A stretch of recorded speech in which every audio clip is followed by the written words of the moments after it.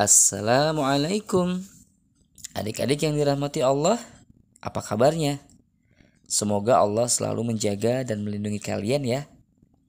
Baik, kali ini Paman akan membacakan kelanjutan dari cerita yang berjudul Muhammad Nabiku, Kisah Istimewa Sepanjang Masa, bagian kedua. Cerita ini diambil dari buku yang berjudul sama, karya Aminah Ummu Tazkiyah. Untuk adik-adik yang ingin membacanya langsung, bisa adik-adik beli bukunya di toko-toko buku terdekat di kota adik-adik. Yuk, sekarang kita simak ceritanya. Muhammad Nabiku, Kisah Istimewa Sepanjang Masa, bagian kedua. Belajar berdagang. Kini, Muhammad sudah berusia 12 tahun. Sekarang, kamu boleh ikut berdagang ke Syam, ajak Abu Thalib. Negeri Syam bukanlah tempat yang dekat dari Mekah. Jaraknya kurang lebih 2000 km. Kondisi alamnya tandus dan keras. Kadang terjadi badai gurun yang ganas.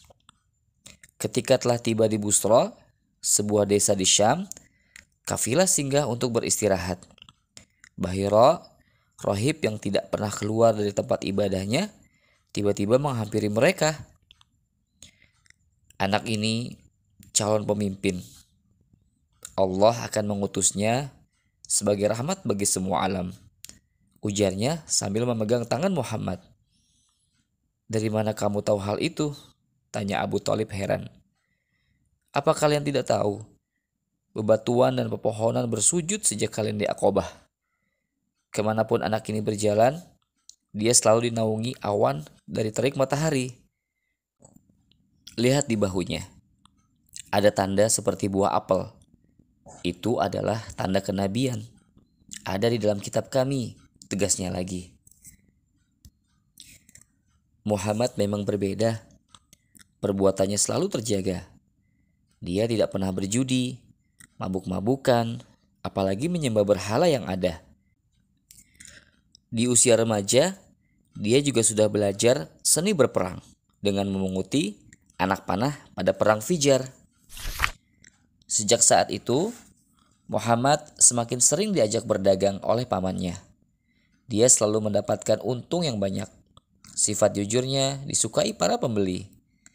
Karena sifat itu pula, orang-orang suka menitipkan barang dagangan pribadi mereka kepadanya. Muhammad sangat menjaga titipan amanah dan dia tidak pernah sekalipun berbohong. Tak heran, penduduk Makkah menjulukinya Al-Amin. Artinya, orang yang terpercaya. Karena itu, dia menjadi pedagang yang sukses pada usia muda. Menikah dengan Khadijah. Omongan tentang kepandaian dagang Muhammad pun akhirnya sampai ke telinga Khadijah, saudagar wanita terpandang yang kaya raya. Khadijah biasa mencari orang-orang untuk menjualkan barang dagangan miliknya. Diutuslah Maisarah, sahaya atau pembantu laki-lakinya, untuk menemui Muhammad. Khadijah ingin Muhammad membawa barang dagangannya ke Syam. Tidak hanya itu, dia penasaran dengan cerita orang-orang tentang pemuda ini. Banyak yang memuji akhlaknya. Maka Khadijah meminta kepada Maisarah agar mengamati perilaku Muhammad. Kemudian berangkatlah Maisarah dan Muhammad berdagang ke negeri Syam. Gerak-gerik pemuda ini pun diamati oleh Maisarah. Mulai dari caranya bertutur kata hingga melayani pembeli.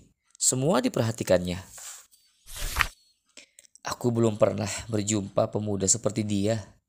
Amanah, jujur, dan sungguh-sungguh dalam bekerja. Lapor Maisarah kepada Khadijah sekembalinya dari Syam. Tidak heran kalau keuntungan dagang kali ini besar sekali, sahut Khadijah sambil berdecak kagum. Sejak saat itu, Khadijah mempercayakan dagangannya kepada Muhammad. Dan dalam waktu sebentar saja, dagangannya habis terjual. Keuntungannya pun berlipat ganda. Nafisah, sahabatku, kata Khadijah kepada sahabat dekatnya. Kulihat Muhammad Al-Amin tidak seperti pemuda Mekah lainnya. Akhlaknya sangat mulia. Maukah kamu tidak usah khawatir Khadijah. Aku tahu maksud perkataanmu, balas Nafisah sambil tersenyum. Dia pun segera menemui Muhammad. Wahai Muhammad, mengapa engkau belum menikah? Padahal para pemuda seusiamu di kota ini sudah menikah. Engkau tahu sendiri, hartaku belum cukup untuk menikah, jawabnya sambil tersenyum. Muhammad tidak pernah mengeluh. Dia selalu mensyukuri apa yang ada. Maukah kamu menikah dengan Khadijah? Tanya Nafisah lagi. Khadijah? Bagaimana mungkin? Tanya Muhammad keheranan. Tetapi jika dia menginginkan demikian, akan kuterima tawarannya. 2 bulan setelah pulang berdagang dari Syam, Muhammad dan Khadijah menikah. Khadijah diberi mas kawin 20 ekor unta dari pernikahan ini. Keduanya dikaruniai Al-Qasim, Zainab, Ruqayyah, Ummu Kulthum, Fatimah, dan Abdullah. Meskipun menikah dengan Khadijah yang dikenal kaya raya, Muhammad tetap tekun bekerja. Harta Khadijah dikelola dengan baik sehingga usahanya pun berkembang pesat. Muhammad yang bijaksana.